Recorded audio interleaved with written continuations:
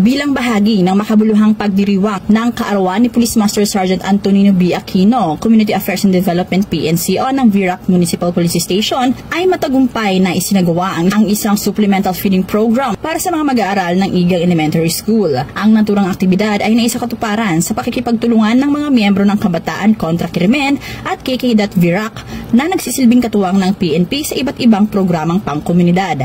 Layunin ng proyektong ito na higit pang mapabuti ang kalusugan at nutrisyon ng mga batang mag-aaral, kasabay ng pagpapatibay ng ugnayan, tiwala at pagtutulungan sa pagitan ng pulisya at ng komunidad.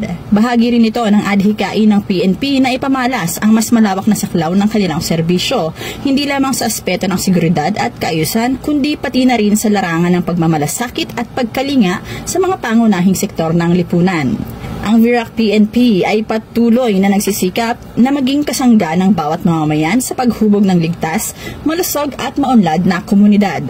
Mula dito sa Bicol Region, ako ang inyong PNN correspondent, Staff Sergeant Irene Hanifree Abad, alagad ng batas, tagataguyod ng Balitang Pulis.